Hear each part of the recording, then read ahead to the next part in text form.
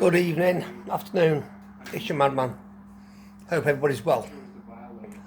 Pets, look after yourselves. People going forward this weekend to our march in London. Look after yourselves. Right, I'm going to jump on. Sadly, and some full day later almost, the Charlie Kirk bandwagon. I've watched many videos. I've listened to many commentators talking about it. And I've given a couple of facts, right? I know this is America. And if you've reached that point where somebody that comments or narrates or talks about something that you don't like is a able target to be shot. Taken with the Ukrainian girl, and I'm not going to try to pronounce her name because I don't want to get it wrong, and I don't want to misrepresent or mistreat the young lady who got stabbed in Charlottesville, North Carolina, by a man of colour who had 14 or so previous convictions and had been let out several times. If that was a black girl stabbed by a white man, what do you think the outcome would have been? In Charlie Kirk's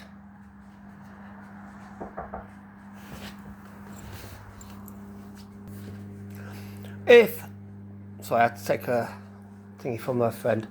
If Charlie Kirk had been a black, shall we say, activist who had been shot by whoever, what would the outcome have been? We know full well from 20 whatever it was, there would have been riots on the streets. This is the first shot across the bow. This is the most important shot across the bow. This opens up the left-right debate to something that you could never, ever imagine. Now, first and foremost, my heart goes out to Charlie Kirk's family, his wife and his 2 children. He was a young man, 31.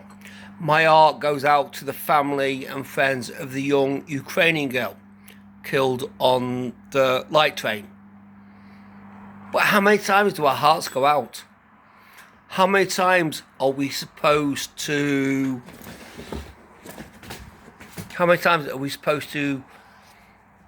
take on board somebody else's suffering? As a Western civilization, whether it be America, whether it be UK, whether it be Europe, Australia, Canada, New Zealand, all these places, you look at some of the countries that are fighting back. The United Kingdom has got a massive march on Saturday this week, 13th of September. It's a freedom of speech rally organised by the one Tommy Robinson. There's lads going down from the DFLA, Domestic Football Lads Alliance. There's people going down from across the country. I can't go down for several reasons, but I will be with them in spirit. I will fly my flags high. But we're lucky in the UK. We don't have psychopaths with guns, as a rule. But Tommy Robinson, Katie Hopkins, how many other people are making speeches? How many other people are going to turn up? How many people are putting their lives at risk for something that is pure patriotism? We want our countries, not just our country, not just my country, we want our countries to be safe from this kind of shit. But how can, if the most powerful nation in the world, the United States of America, can have somebody assassinated based purely on their beliefs and their speeches. Tell me how the rest of the world is safe. So for this Saturday, I'll do a post on Saturday as well, but for this Saturday coming, the lads, the lasses, the men, the boys, the women, the girls, the children, everybody that's going down to London for this freedom of speech rally, this Tommy Robinson led rally. The DFLA are going to be there. Everybody's going to be there. Be careful. Be safe.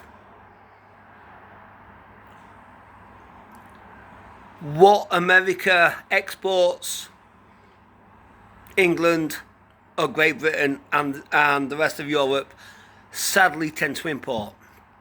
And we don't want to import this shit. We don't want people being shot up purely for having an expression, a point of view. And our lads and lasses and girls and boys and men and women and everybody that goes down to this march at the weekend has to do it properly. They have to do it correctly, and they have to do it. Like in Grimsby on October the 6th, we have a protest at Town Hall. And they've asked for us to turn up, no masks, no drink, just proud. And we will do that. And that's the national day of protests at town halls across the United Kingdom, October the 6th.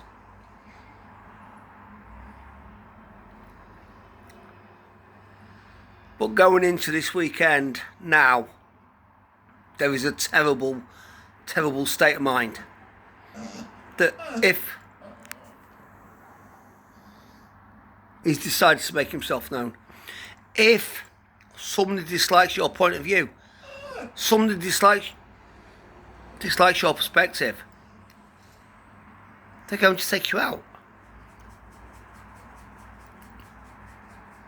That's not right. It's not normal. People, please be safe. Look after yourselves.